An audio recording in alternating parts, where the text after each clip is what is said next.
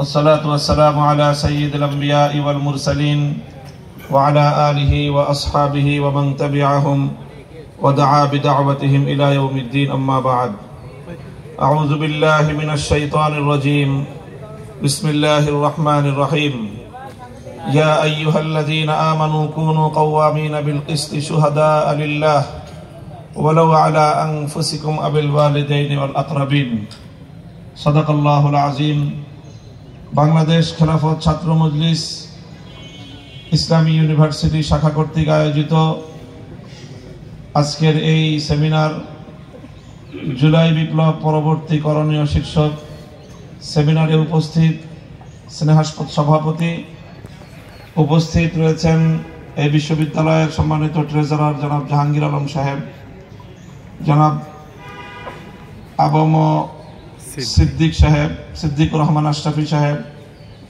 এবং বাংলাদেশ ইসলামী বাংলাদেশ খেলাফত ছাত্র মজলিসের কেন্দ্রীয় সভাপতি সহ অন্যান্য ভ্রাতৃপ্রতিম সংগঠন সমূহের দায়িত্বশীল এবং আমার ইসলামী বিশ্ববিদ্যালয়ের এই ক্যাম্পাসে সমবেত আমার প্রাণপ্রিয় বিশ্ববিদ্যালয়ের ছাত্র বন্ধুগণ, আমি সর্বপ্রথম আপনাদের সকলের কাছে কৃতজ্ঞতা জ্ঞাপন করছি যে আমাদেরকে আজকে আপনাদের পক্ষ থেকে আপনাদের এই ক্যাম্পাসের মধ্যে একটি আয়োজনে অংশগ্রহণ করার মতো পরিবেশ তৈরি করে দিয়েছেন। আল্লাহ পাক আপনাদের সকলকে উত্তম বিনিময় দান করুন। সেই সঙ্গে আমি সেই সকল মহান বীর শহীদানদেরকে শ্রদ্ধা ভরে স্মরণ করছি যাদের ত্যাগ, কোরবানি এবং শাহাদাতের রক্তের বিনিময়ে আজকে আমরা একটি এমন বৈষম্যহীন, একটি বৈষম্য মুক্ত, অন্তত ন্যূনতম বৈষম্য মুক্ত একটি বাংলাদেশ আমরা উপহার পেয়েছি। আমার ভাই জনাব আব্দুল হাই সাইফুল্লাহ বলে গেলেন যে দীর্ঘ একটি বিরতির পরে আজকে এই বিশ্ববিদ্যালয়ের ক্যাম্পাসে বাংলাদেশের একজন আলেম এভাবে আমন্ত্রিত হতে পেরেছেন। তো আমরা এই বাংলাদেশই দেখতে চেয়েছি। আল্লাহ পাক জুলাই অভ্যুত্থানের মধ্য দিয়ে আমাদেরকে সে বাংলাদেশ দিয়েছেন। আমরা যেন সে বাংলাদেশকে তার কক্ষপথে সামনের দিকে এগিয়ে নিতে পারি, আল্লাহ সে তৌফিক দান করুন। আসলে আজকের আয়োজন আমি জানি খুবই সংক্ষিপ্ত সময়ের আয়োজনে আজকে আমাদের কুষ্টিয়া জেলা হাই স্কুল মাঠে একটি গণসমাবেশ রয়েছে। সেই সমাবেশে যাওয়ার পথে প্রতিমধ্যকার এই আয়োজন, সুন্দর আয়োজন করার জন্য আমি ইসলামী বিশ্ববিদ্যালয় শাখা খেলাফত ছাত্র মজলিসকে আন্তরিক অভিনন্দন জানাচ্ছি। প্রিয় সাথী ও বন্ধুগণ, বিগত 16 বছরে বাংলাদেশে অনেক জুলুম, অনেক অন্যায় এবং অত্যাচার, অবিচার হয়েছে এবং এই অন্যায় এবং অবিচারের, এই জুলুম, খুন, গুমের শিকার অনেক মানুষ হয়েছে। বিরোধী রাজনৈতিক নেতা কর্মীরা কিভাবে অকাতরে তাদের জীবন গিয়েছে। সবচেয়ে মর্মান্তিক বিষয় হলো যে অসংখ্য মানুষ যারা গুমের শিকার হয়েছে। একজন মানুষ গুমের শিকার হলে তার গোটা পরিবার কি ভয়ঙ্কর দিনাতিপাত করে সেটা কল্পনা করাও কঠিন। মা বছরের পর বছর, একজন মা তার কলিজার টুকরা সন্তানের জন্য নির্ঘুম রাত কাটায়। কোনো মা হতাশ হতে চায় না, তাকে যতই বলা হোক যে হয়তো তোমার ছেলে নেই, কিন্তু মায়ের মন এটা মানতে চায় না। বছরের পর বছর একজন মা নির্ঘুম রাত কাটায়, এই বুঝে আমার খোকা আমার কোলে ফিরে এলো। রাস্তায় একটি পাতার শব্দ পড়লে মা চিন্তা করে হয়তো বা আমার খোকা রাত গভীরে সে পথ হেঁটে আমার ঘরের দিকে আসছে। এই যে একজন মানুষকে গুম করা কত ভয়ঙ্কর একটা ব্যাপার। সাম্প্রতিক আয়না ঘরের যে দৃশ্য আমাদের মাননীয় প্রধান উপদেষ্টা সহ রাষ্ট্রীয় ব্যক্তিবর্গ জাতির সামনে উন্মোচন করেছেন, আমরা সেই গুমের রাজ্যে আর কোনোদিন ফিরে যেতে চাই না। বিগত এই সময়টায় যত জুলুম নির্যাতন হয়েছে, সবচেয়ে বেশি ফ্যাসিবাদের আমলে জুলুমের শিকার হয়েছে ইসলাম। সবচেয়ে বেশি জুলুমের শিকার হয়েছে ইসলাম। ইসলামের সঙ্গে যাদেরই সংশ্লিষ্টতা ছিল তারা নির্যাতন এবং অত্যাচারের শিকার হয়েছে, চরমভাবে নিগৃহীত হয়েছে, অধিকার হারা হয়েছে। এবং সেই ইসলামের মধ্যেও সবচেয়ে বেশি, ইসলামের মধ্যেও যারা রাষ্ট্র ব্যবস্থায় ইসলাম প্রতিষ্ঠা করতে চায় সেই জনশক্তি, সেই জনগোষ্ঠী তার চেয়েও বেশি আরো নির্যাতনের শিকার হয়েছে। অন্যান্য সকলের উপর এক ধরনের নির্যাতন হয়েছে, ইসলামী নেতৃবৃন্দের উপর, ইসলামী রাষ্ট্র প্রতিষ্ঠাকামী জনশক্তির উপর নির্যাতন বহু মাত্রায় হয়েছে। তাদেরকে শুধুমাত্র জানে মেরে ফেলা হয়েছে তা নয়, বরং প্রত্যেকজন আলেমকে, প্রত্যেকজন ইসলামী নেতৃত্বকে হত্যা করার আগে নানাভাবে তাদের চরিত্র হনন করার পর্যন্ত চেষ্টা করা হয়েছে। আপনার তাকিয়ে দেখুন, যতজন আলেমকে বিচারিকভাবে হত্যা করা হয়েছে, জুডিশিয়াল কিলিং এর যারা শিকার হয়েছে, প্রত্যেকজনের বিরুদ্ধে এমন এমন নিকৃষ্টতম মামলা তারা দায়ের করেছে, যেই মামলার মাধ্যমে তাদের চরিত্র হনন করাই ছিল উদ্দেশ্য। এই আওয়ামী লীগকে যদি ক্ষমা করে দেয়া হয়, এই দেশ যদি ক্ষমা করে, জাতি যদি ক্ষমা করে দেয়, আল্লাহ পাক এদেরকে ক্ষমা করবে। ক্ষমা হতে পারে না এই অপরাধের। একজন মানুষকে তুমি খুন করে ফেলতে পারো, সেই মানুষের বংশ প্রজন্মের পর পর, তারা প্রজন্মের পর প্রজন্ম তারা সেই অত্যাচারের দাগ বহন করবে, ক্ষত বহন করে চলবে। এই অত্যাচার এবং এই জুলুম বরদাস্ত করা যায় না। এই জন্য এই ইতিহাসটা আমাদেরকে স্মরণ রাখতে হবে এবং বাংলাদেশ সৃষ্টির যে ইতিহাস, আমি বারবার বলি, আমাদের সেই ইতিহাস নতুন করে আজকে আবার পর্যালোচনায় আনতে হবে। বাংলাদেশ সৃষ্টির পিছনে ব্রিটিশের বিরুদ্ধে 190 বছরের সংগ্রামের কথা আমাদেরকে ভুলে গেলে চলবে না।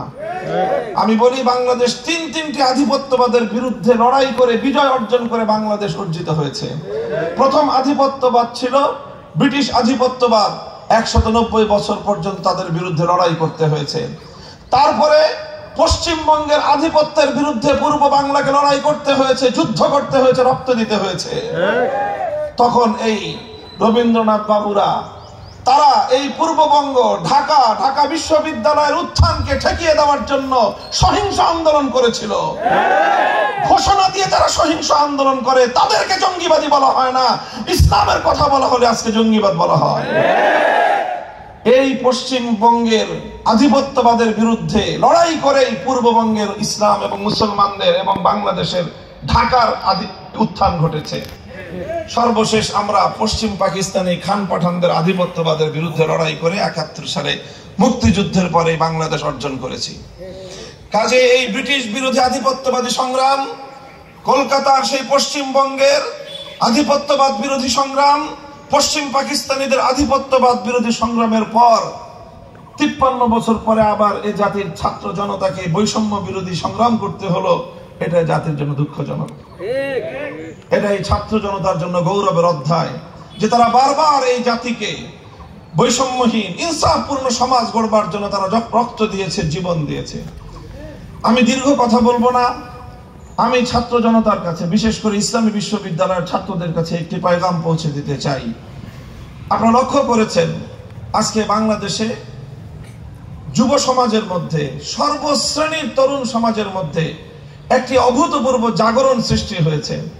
আমরা যেখানে যাচ্ছি বাঁধ ভাঙ্গা জোয়ার ছুটছে, সেখানে অসংখ্য অগণিত মানুষ, বিশেষ করে ইয়াং জেনারেশন, তারা যেভাবে বাঁধ ভাঙ্গা স্রোতের মতো ছুটছে, বিশেষ করে ইসলামী সমাজ ব্যবস্থার দিকে, এটা অকল্পনীয়, অভাবনীয়, অভূতপূর্ব।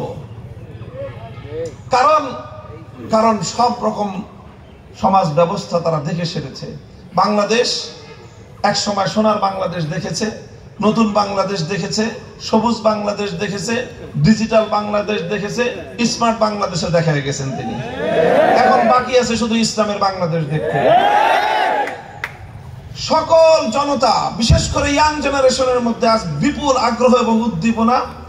ইসলামকে তারা সমাজ ব্যবস্থায় বিজয়ী আদর্শ রূপে প্রতিষ্ঠিত দেখতে চায়।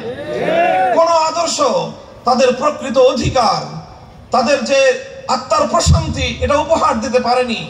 তাই আজ আমাদের বলা ছাড়াই তরুণ প্রজন্ম তারা আশায় বুক বেঁধেছে যে আগামীর বাংলাদেশে ইসলামকে আরো বলিষ্ঠ জায়গায় তারা দেখতে চায়। এই যে গণমানুষের, তরুণ প্রজন্মের যে বিপুল উদ্দীপনা, এই বিপুল জনশক্তিকে যদি আমাদের সত্যিকার অর্থে কাজে লাগাতে হয়, তাহলে আমাদের প্রশিক্ষিত জনশক্তির প্রয়োজন, এবং সেই প্রশিক্ষিত জনশক্তি অবশ্যই ছাত্র জনতার মধ্য দিয়ে আসতে হবে। ছাত্র জনতারা তারা যদি সংঘবদ্ধভাবে সুপরিকল্পিতভাবে সামনে অগ্রসর হতে পারে, তাহলে তারা কি পারে সেটা বাংলাদেশের 5ই আগস্ট তার জ্বলন্ত সাক্ষী। বড় কোনো রাজনৈতিক দল সে কাজ পারেনি, বড় কোনো নেতারা পারেনি, এই ছাত্র জনতা যা করে দেখিয়েছে। এদেশের মানুষ তো বিশ্বাস করতে শুরু করেছিল যে শেখ হাসিনার জীবদ্দশায় বাংলাদেশে আর কোনোদিন ক্ষমতার পরিবর্তন হওয়া সম্ভব না। বড় বড় রাজনৈতিক দলরা বলেছে যে আমরা শেখ হাসিনার পতনের এজেন্ডা বাদ দিয়ে দিছি। তারা হাত ধুয়ে ফেলেছিল, হতাশ হয়ে গিয়েছিল। এই ছাত্ররা নতুন প্রজন্ম, তারা সেই বড় বড় রাজনৈতিক নেতৃবৃন্দকে নতুন আশার আলো দেখিয়েছে। কাজে এই ছাত্ররা যদি এই বাংলাদেশের উৎসব মুখর পরিবেশে এই যে বাঁধ ভাঙ্গা জোয়ার ছুটছে জনতার, এই জনতাকে যদি তারা সংগঠিত করতে পারে, তাহলে আগামী বাংলাদেশ আসলেই সুন্দর একটি বাংলাদেশ হবে। 47, 71 এবং 2024-এর এই বিপ্লবের ভিত্তিতে আগামীর বাংলাদেশের রূপরেখা তৈরি করতে হবে। হীনমন্যতায় ভুগলে চলবে না। আমি পরিষ্কার ভাষায় বলি, 190 বছরের সংগ্রামের পর সেই 1831 সালের বালাকোটের রণাঙ্গনের শাহাদাত, 1847 সালের সিপাহী বিদ্রোহের রক্ত, শামীমের রণাঙ্গনের জিহাদের রক্ত, অসংখ্য অগণিত তিতুমিরের বাঁশের কিল্লা, ফকির মজনু শাহাদের সংগ্রাম, হাজী শরীয়তুল্লাহদের আন্দোলন সংগ্রাম, এই সব কিছুর পর 1947 সালে যখন ব্রিটিশ বিতাড়িত হয়েছিল, তখন তো মীমাংসা হয়েছে, ভাগাভাগি হয়েছে। একটা ভাগ ভারত হয়েছে, আর একটা ভাগ ইন্ডিপেন্ডেন্ট স্টেটস। মুসলমানদের সংখ্যাগরিষ্ঠ মেজরিটি মুসলমান যেই এলাকাগুলোতে বসবাস করে, সেই এলাকাগুলোতে মুসলমানদের জন্য আলাদা রাষ্ট্র হবে। লাহোর প্রস্তাবে বাংলাদেশের অবিসংবাদিত রাজনৈতিক নেতা শেরে বাংলা ফজলুল হকের প্রস্তাবনায় সেটা পাশ হয়েছে। যদিও সেখানে দ্বিমত, সেখানে একটা পরবর্তী ঘটনা যেটা ঘটেছে যে আলাদা আলাদা রাষ্ট্র হওয়ার কথা, পশ্চিম পাকিস্তানের সাথে পূর্ব পাকিস্তানকে জুড়ে দিয়ে একটা রাষ্ট্র হওয়ার কথা না, ভিন্ন ভিন্ন যদি দুটি রাষ্ট্র হতো, তাহলে 71-এ পশ্চিম পাকিস্তানিদের বিরুদ্ধে আমাদেরকে লড়াই করে 24 বছর সংগ্রামের মধ্য দিয়ে বাংলাদেশ অর্জন করা লাগতো না।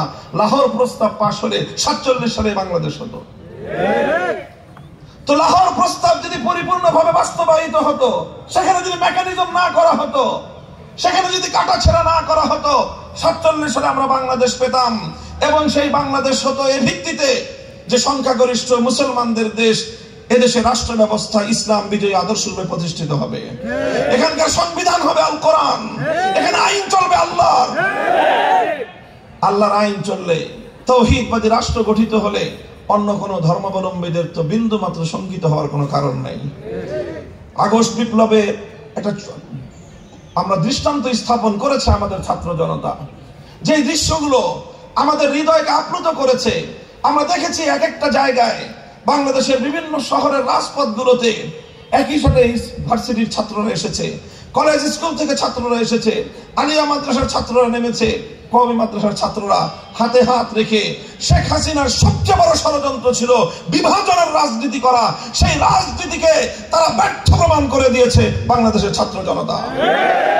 সমস্ত বিভাজনকে তারা ভুলে গিয়ে হাতে হাত রেখে টেকনাফ থেকে তেতুলিয়ায় তারা সারিবদ্ধ হয়ে দাঁড়িয়েছিল, এবং এখানেই শেখ হাসিনা পরাস্ত হয়েছে। সেখানে তারা রাজপথে আন্দোলন করেছে, সংগ্রাম করেছে, বুলেট বিদ্ধ হয়ে লুটিয়ে পড়েছে রাজপথে, যে রাজপথ তাদের বুকের রক্তে রঞ্জিত হয়েছে। নামাজের সময় হওয়ার সঙ্গে সঙ্গে আমাদের এই ছাত্ররা, বিপ্লবীরা রাজপথে দাঁড়িয়ে আল্লাহু আকবারের আজানের ধ্বনিতে বাংলার আকাশ মুখরিত করে, যে কোনো একজন ইমাম হয়ে বাকি সকল ছাত্ররা তার পিছনে সারিবদ্ধভাবে কাতারে দাঁড়িয়ে যেই রাজপথকে তারা রক্ত দিয়ে ধৌত করেছে, সে রাজপথকে যায় নামাজ বানিয়ে আল্লাহর দরবারে সিজদায় লুটিয়ে পড়েছে। এটাই তো জুলাইয়ের বিপ্লব, এটাই তো আগস্টের বিপ্লব। এই বিপ্লব যখন চূড়ান্তভাবে যখন সফল হয়, 5ই আগস্টের দুপুর 2টো থেকে 3টা পর্যন্ত টেকনাফ থেকে তেতুলিয়ায় মুসলমানদের জনপদে ভাস্কর্য নামক কোন মূর্তি অবশিষ্ট নাই। কিন্তু লক্ষ্য করেছেন, কোন এক হিন্দুদের কোন একটা মন্দিরের কোন একটা প্রতিমায় ফুলের টোকাও দেওয়া হয় না। এটাই ছিল অসাম্প্রদায়িক বিপ্লব, যে হিন্দুরা প্রতিমা পূজা করবে, প্রতিমাকে শ্রদ্ধা করবে, মূর্তিকে শ্রদ্ধা করবে, তারা রাখবে, সেটা তাদের ধর্মীয় ফাংশন। মুসলিম জনপদে কোনো মূর্তি এলাও নয়। এটাই ছিল আগস্ট বিপ্লবের চেতনা, এটাই আগস্ট বিপ্লবের অন্যতম আইকন। কাজে এই বিপ্লবকে আমাদের ধারণ করতে হবে। এবং আমি যে আহ্বান নিয়ে আপনাদের কাছে এসেছি সেটা হলো জাতি প্রস্তুত। গোটা দেশের ইয়াং জেনারেশন একটি ইসলামী সমাজ গড়বার জন্য তারা নিজেদেরকে শুধুমাত্র দেখতে প্রস্তুত নয়, বরং তারা সেজন্য নিজেদেরকে প্রেস করতে, সর্বোচ্চ ত্যাগ এবং কোরবানি স্বীকার করতে তারা প্রস্তুত। তবে এই জনশক্তি অগোছালো, অসংগঠিত। আপনারা যারা বিভিন্ন বিশ্ববিদ্যালয়ে পড়াশোনা করছেন, এবং এক্ষেত্রে আমি বলবো অবশ্যই বাংলাদেশে একটি মাত্র পাবলিক বিশ্ববিদ্যালয় যার কপাল জুড়ে ইসলাম রয়েছে, যার নাম হলো ইসলামী বিশ্ববিদ্যালয়। কাজেই সেই ইসলামী বিশ্ববিদ্যালয় যদি ইসলামকে বিজয়ী করবার ক্ষেত্রে ভূমিকা রাখতে না পারে, নাম পাল্টে ফেলেন। আপনাদের নামের সার্থকতা তো রক্ষা পাবে না। এই জন্য আমি আপনাদের কাছে বিশেষভাবে আহ্বান জানাবো। আমরা আগেও বলেছি যে এই যে আমাদের যে সংগঠনগুলো, এগুলি এক একটা প্রতিষ্ঠান, প্রত্যেকটা প্রতিষ্ঠানকে জুড়ে আমরা একটি অভিন্ন লক্ষ্য, একটি আদর্শ বিজয়ের জন্য ইসলামকে রাষ্ট্রীয়ভাবে প্রতিষ্ঠিত করে জাতি, ধর্ম, বর্ণ নির্বিশেষে প্রত্যেকটি সম্প্রদায়ের প্রাপ্য অধিকার যথাযথভাবে নিশ্চিত করার জন্য, যার যার অধিকার তার ঘরে প্রতিষ্ঠিত করার জন্য, পৌঁছে দেওয়ার জন্য আমরা একটি সমাজ বিপ্লব করতে চাই। সেই সমাজ বিপ্লব হবে ইসলামের বিপ্লব। ইসলামী বিশ্ববিদ্যালয়কে নিয়ে সর্বশেষ আমার কথা হলো, অনেকগুলো কথা এসেছে, সেক্ষেত্রে আমিও এর সাথে অত্যন্ত বলিষ্ঠভাবে একমত পোষণ করছি যে এটি শুধু বিশ্ববিদ্যালয় না, এটি ইসলামী বিশ্ববিদ্যালয়। মেডিকেল বিশ্ববিদ্যালয়ে সেখানে যেমনি ভাবে মেডিকেল সায়েন্সের প্রাধান্য পুরোটাই থাকে, বুয়েট ইঞ্জিনিয়ারিং ইউনিভার্সিটিতে টপ টু বটম পুরোটাই ইঞ্জিনিয়ারিং শিক্ষা থাকে। অন্যান্য জেনারেল বিশ্ববিদ্যালয়গুলোতে সেখানে ইসলামের প্রাধান্য আমরা তো দেখছি না, বা এই মুহূর্তে আমরা দাবিও করছি না। কিন্তু অবশ্যই ইসলামী বিশ্ববিদ্যালয় এর আগাগোড়া সব জায়গায় ইসলামকে ধারণ করা চাই। যদি ইসলামকে ধারণ না করা যায় তাহলে ইসলামী বিশ্ববিদ্যালয় নামের সার্থকতা থাকে না। এই জন্য এখানে প্রশাসনিক ব্যক্তিবর্গ রয়েছেন, রাষ্ট্রীয় পলিসি এবং সিদ্ধান্তের বিষয় রয়েছে। আমরা আমাদের জায়গা থেকে কাজ করব এবং আভ্যন্তরীণভাবে এখানকার শিক্ষক মন্ডলী এবং প্রশাসনিক নেতৃবর্গ যারা রয়েছেন, ছাত্র জনতা সকলেই আমরা এই বিষয়টাকে, ইসলামী বিশ্ববিদ্যালয়কে টপ টু বটম সকল ক্ষেত্রে ইসলামকে ধারণ করবার, এবং যে যেই সাবজেক্ট নিয়ে পড়াশোনা করুক প্রত্যেকের জন্য একটা কম্পালসারি ইসলাম শিক্ষার একটা ব্যবস্থা যেন থাকে। একজন শিক্ষার্থী ইসলামী বিশ্ববিদ্যালয় থেকে গ্রাজুয়েশন কমপ্লিট করার পর, মাস্টার্স কমপ্লিট করার পরে এমন যেন না হয় যে বাংলাদেশে অন্য সব পাবলিক বিশ্ববিদ্যালয়ের যারা অ্যালামনাই বা যারা এখানে অন্যান্য বিশ্ববিদ্যালয়ের গ্রাজুয়েটরা যেই পর্যায়ের ইসলাম সম্পর্কে অনভিজ্ঞ থাকে, অজ্ঞ থাকে, ইসলাম বিশ্ববিদ্যালয়ের গ্রাজুয়েটরাও যদি সেই ব্যাপারে অজ্ঞই থেকে গেল, তাহলে এটা ইসলামী বিশ্ববিদ্যালয় হওয়ার সার্থকতা দেখা যায় না। এই বিষয়টুকু আমার পক্ষ থেকে ইসলামী বিশ্ববিদ্যালয় কর্তৃপক্ষের কাছে অনুরোধ থাকলো। আপনাদের সকলকে আবারও আমার পক্ষ থেকে, আমার সংগঠনের পক্ষ থেকে এবং বাংলাদেশ খেলাফত মজলিসের পক্ষ থেকে আপনাদের সকলকে আন্তরিক